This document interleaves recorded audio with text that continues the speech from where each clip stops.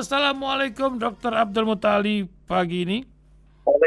Waalaikumsalam warahmatullahi wabarakatuh, Pak Ihsan. Alhamdulillah. Ini apa yang terjadi Pak Abdul Muthalib, perkembangan terakhir setelah komunikasi dan serangan dan hampir 8.000 orang tewas. Mak-mak dan bocah-bocah lagi para pejuang, dan kita lihat kan berbagai literasi di sana.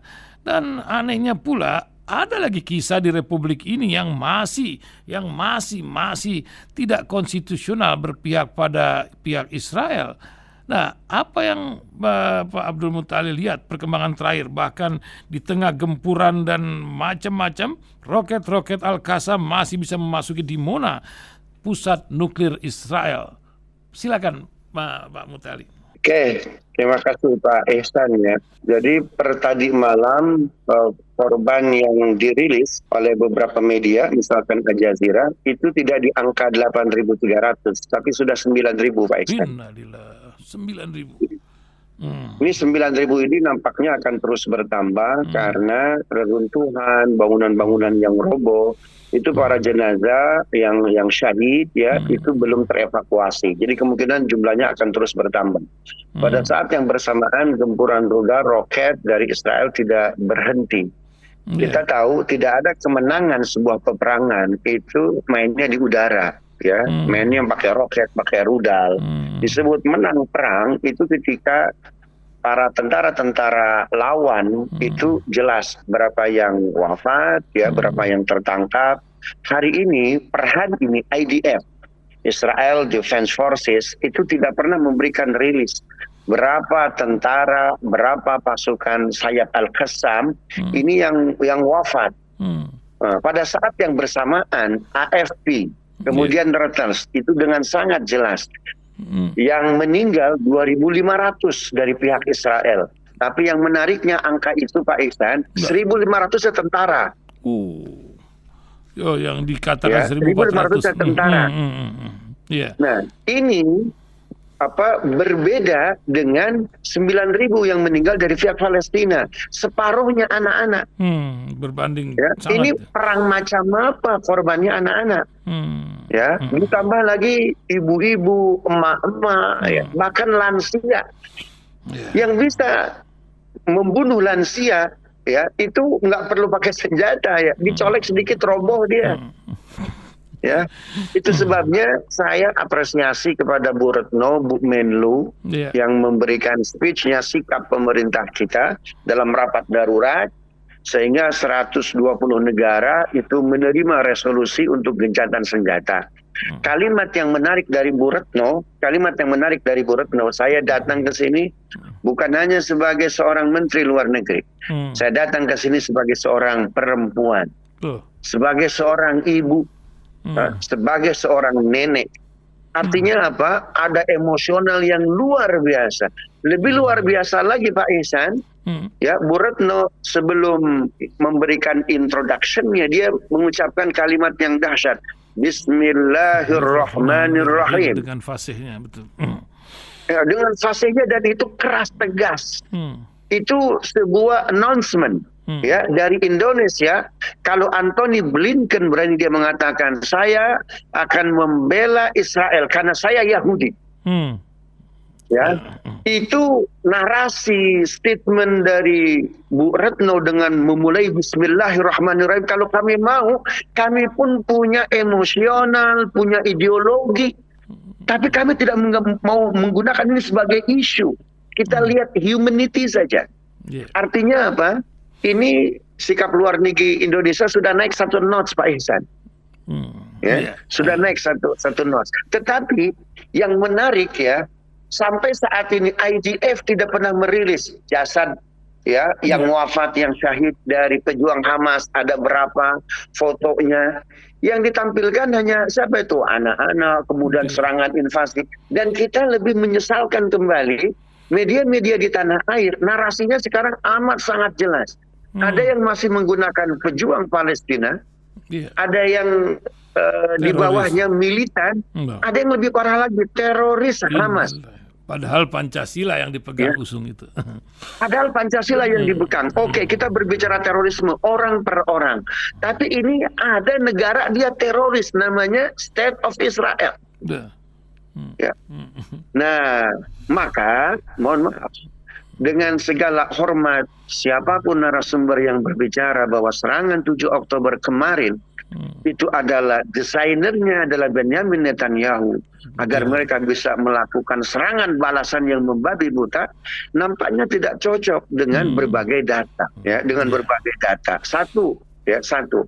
Jadi kalau di pertemuan sebelumnya Pak Ihsan, saya bilang ada pasukan khusus 313 Pak Ihsan ya. Yang macam rupanya ketika tembok Israel di selatan di Ashkelon itu bisa diterobos oleh 313 pasukan ini, itu kalau atmosfer itu kan Pak Ihsan, kalau dia sudah sudah bolong, maka gas-gas yang berbahaya kan akan keluar, kan begitu ya. Dan tembok itu seperti mustahil digempur sebelumnya. Seperti mustahil. Itu kan mohon maaf, ini hanya narasi-narasi ya, malulah seperti 2006 kan gitu, Hizbullah itu bisa memukul mundur mengalahkan Israel, kemudian agar tidak hilang muka Israel dia minta apa, gencatan senjata dan seterusnya. Nah, nampaknya logika bahwa desain 7 Oktober itu infiltrasi Zionis ke dalam tubuh Hamas khususnya atau pejuang Palestina pada umumnya, saya kira ini terbantahkan dengan data pasukan 313. Data 313 itu bisa dibaca di Haaretz, ya, bisa dibaca di AFP. Di AFP itu munculnya itu cuma 2 jam saja per tanggal 8 Oktober Pak Ihsan. Jadi memang konflik ini cabut lagi. Kita ini harus kuat Pak Ihsan. Day to day, bukan day to day ya, hour to hour, jam per jam, detik per detik itu harus awas betul. Karena banyak kebocoran informasi. Dan diangkat lagi karena ternyata ya, ketika 313 masuk ke Ashkelon, ini kan sudah bocor berarti pertahanan, maka kekuatan pejuang Palestina yang lain bisa masuk dengan serentak. Ini yang menyulitkan kenapa invasi darat Israel gagal. Ini data pertama, ya, pertama. Jadi teori perang tidak ada peperangan dimenangkan hanya main roket, main rudal. Itu harus main darat. Ya, Indonesia, Vietnam darat. Menjadi contoh. Vietnam juga menjadi contoh. Betul. Betul. Sampai hari ini invasi darat kan semuanya gagal. Lebih lucunya lagi Pak Ihsan, terus menampilkan data itu 3 jam saja. Ya, 3 jam saja. Hari Sabtu kan invasi darat dimulai Kamis malam Jumat. Betul. Karena memang Israel itu dia melakukan serangan darat kalau tidak Kamis malam Jumat itu jam Jumat siang. Kenapa? Ketika Muslim Palestina sedang sholat Jumat kan begitu. Dia gunakan kesempatan itu. Tapi menariknya hari Sabtunya itu Reuters memberitakan bahwa itu tank-tank mereka yang menjadi prajurit yang menakodai tank-tank itu pakai hom pimpah itu. Itu pakai hom pimpah diundi. Siapa yang ada di depan nih masuk duluan ke utara Gaza. Artinya apa? Mereka tidak mau. Nah, ternyata betul 17 tank masuk. Ternyata ada yang diroket dari atas wajar. Ini tank tiba-tiba mengapung ke atas. Berarti di bawah itu ada apa? Ada lubang Chandra di muka lah begitu ya. Ini data pertama.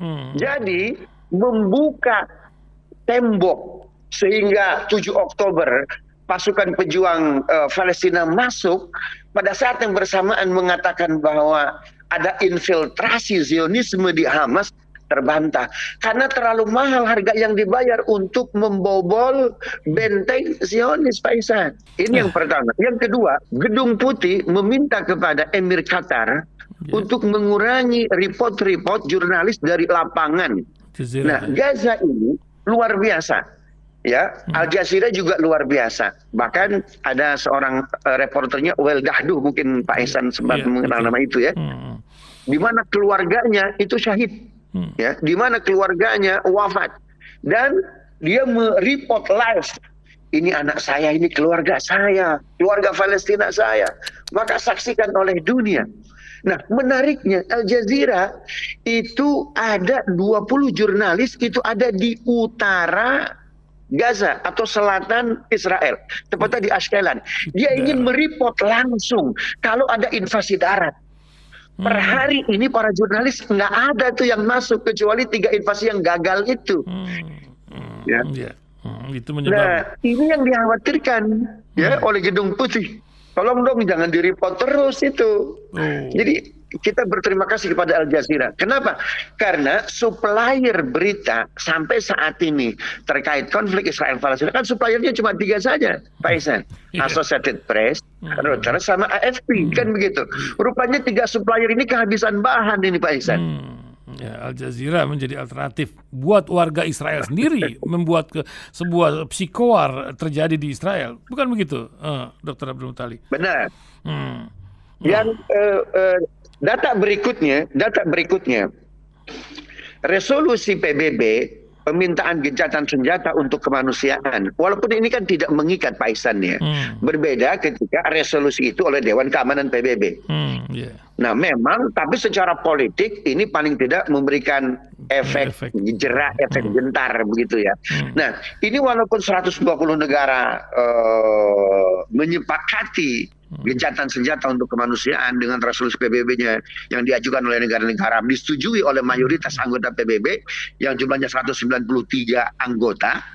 Tetapi menariknya resolusi ini berbeda dengan resolusi sebelumnya, Pak Ihsan. Apa itu, Pak? Ya, apa bedanya? Bukan hanya gencatan senjata, bukan hanya stop killing for humanity, tidak berhenti di situ, tapi selesaikan agar konflik ini tidak berkepanjangan, selesaikan akarnya. Ini resolusi yang luar biasa nih Pak Ihsan. Ya, resolusi sebelumnya hanya berbicara gencatan senjata, ya para pihak untuk menahan diri sehingga bantuan kontainer dari Rafah dari tepi barat bisa masuk. Hanya selesai sampai di situ. Gantung macam Korea Utara Selatan. Jadi kalau orang lapar dikasih makan, orang haus dikasih minum. Tetapi tidak diberikan keleluasaan mereka untuk makan, untuk bikin pabrik makanan, untuk bikin sumber mata air. Nah sekarang gencatan senjata itu hanya imunisasi awal saja. Tapi agar konflik ini tidak berkepanjangan, harus diselesaikan dari akarnya. Apa itu? Kemerdekaan Palestina, hentikan occupation. Walaupun mohon maaf para pejuang Palestina khususnya Hamas ya tidak sepakat dengan two-state solution, bahwa ada 2 negara merdeka saling berdampingan begitu ya, kan Hamas itu tidak sepakat. Maka kalau dicari memang konflik ini bisa damai dengan definisi merdeka masing-masing, Pak Ihsan ya. Karena kata Israel, Palestina boleh merdeka tapi tanpa Hamas, tanpa Al-Qassam. Kan begitu ya. Nah, tanpa senjata. Nah, pada saat yang Oke, Pak Ihsan. Lanjut. Ya, jadi kata Israel disebut Palestina merdeka tanpa Hamas dan tanpa sayap militer Al-Qassam. Ini definisi merdeka versi Israel. Kata Hamas, kami menjadi negara merdeka dengan syarat tanpa Israel.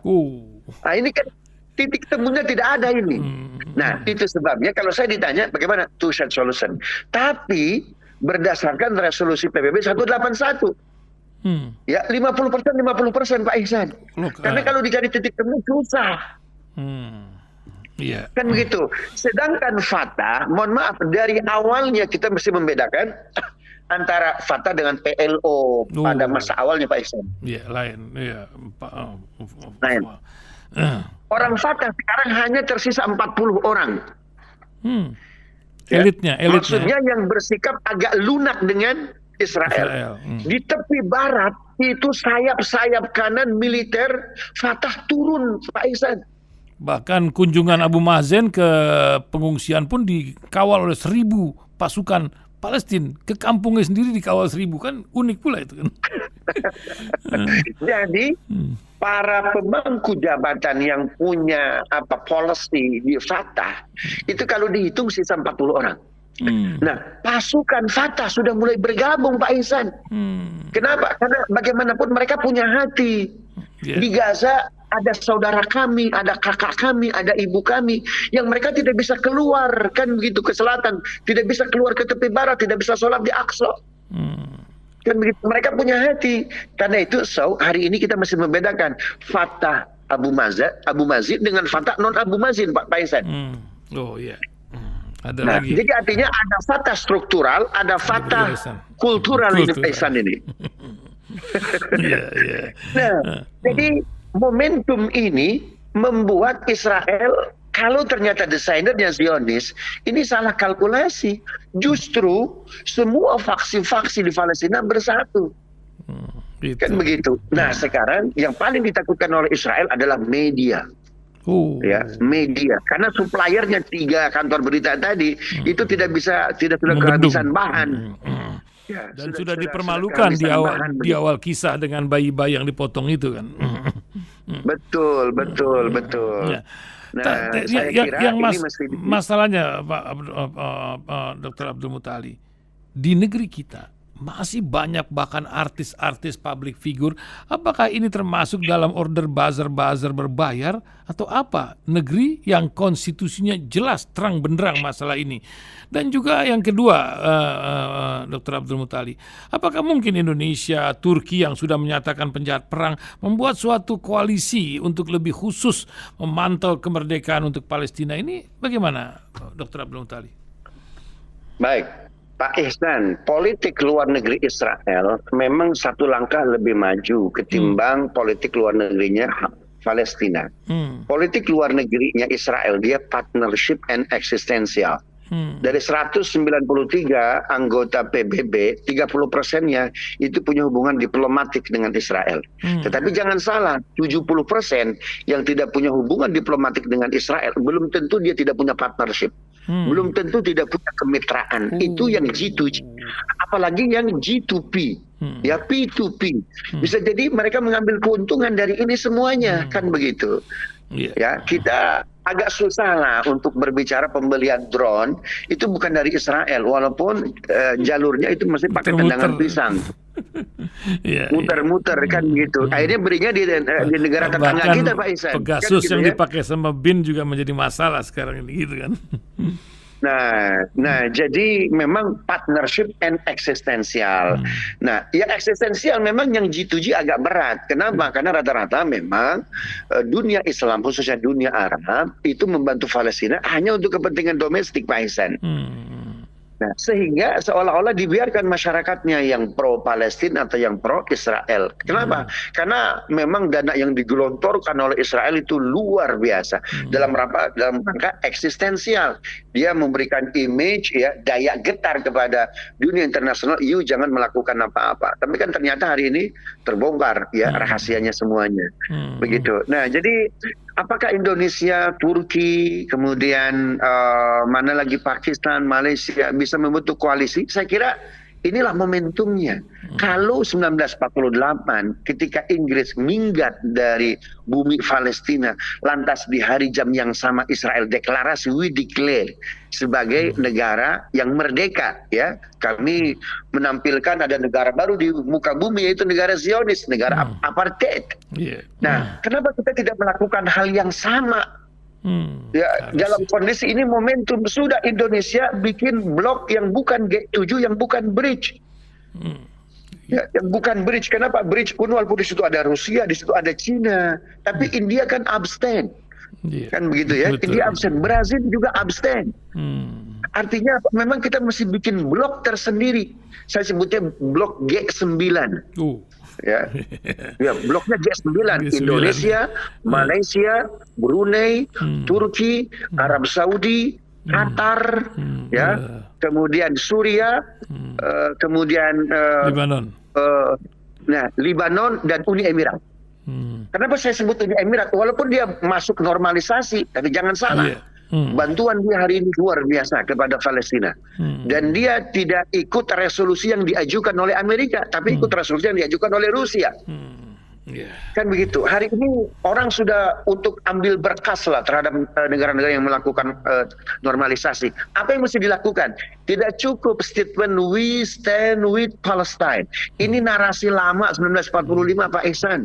Narasi Bung Karno pasca Asia Afrika. Hari ini kita nggak cukup sekedar we stand with Palestine, nggak cukup. Tapi we declare. Itu penting. Palestina itu negeri merdeka. Ditambahkan satu notes lagi itu Pak Ihsan tuh. Apa, Bang? Itu kita mendeklarasikan Palestina negeri yang merdeka. Luar biasa itu bangsa. Karena kalau menunggu kuartet, menunggu UN, Uni Eropa, Inggris, Amerika nggak bakal. Padahal Amerika hari ini sedang kesusahan. Ya, Amerika sedang kesusahan. Pentagon terjadi friksi. Ya, banyak para jenderal gimana? Hutang kita besar, X dari Afghanistan, X dari Irak. Tentara-tentara kita belum dibayar. Kita sudah memberikan bantuan ke Israel. Jadi di mana logikanya itu? Betul. Ya, luar biasa. Ya, di mana logikanya?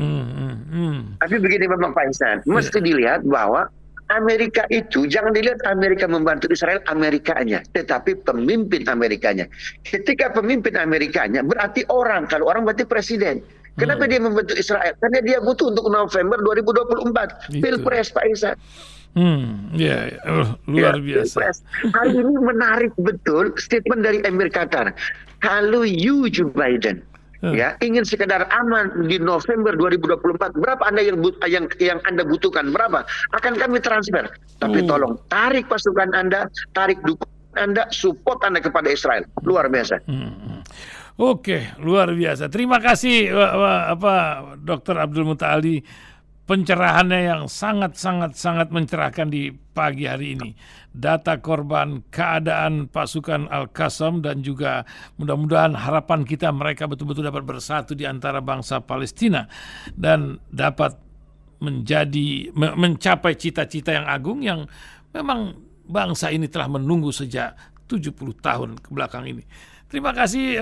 Terakhir dari bincang kita, closing statement dari Dr. Abdul Mutali. Silakan. Ya, jadi kemanusiaan yang diagung-agungkan, human rights diagung-agungkan oleh negara yang membanggakan human rights. Bahkan mereka memberikan sanksi kepada negara-negara yang melanggar human rights. Tapi pada saat yang bersamaan, lidah mereka keluh ketika human rights itu pelakunya adalah Zionisme. Saya tidak sepakat bahwa yang dilakukan oleh Barat hari ini sebagai bentuk pengorbanan mereka yang mereka lakukan kekerasannya kepada Yahudi. Kalau kus itu ya mau ditarik dari atas, dari bawah, dari kanan, dari kiri, tidak bisa itu dicari titik pembenarnya. Begitu ya, dicari titik pembenarnya. Itu sebabnya kenapa Shimon Peres ketika dia jadi prime minister, ketika dia jadi perdana menteri, one house one doctor, satu rumah Israel satu doktor. Tapi ketika dia jadi presiden ditambahkan lagi one house two doctors, satu rumah orang Israel dua doktor.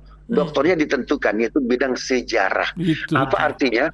Palestina harus menulis ulang, Israel harus menulis ulang sejarah untuk membela dirinya. Karena sejarah yang ada itu tidak bisa membela dirinya, justru memusuhi mereka semua. Demikian Pak Ihsan. Terima kasih Dr. Abdul Mutali. Assalamualaikum warahmatullahi wabarakatuh. Waalaikumsalam warahmatullahi wabarakatuh.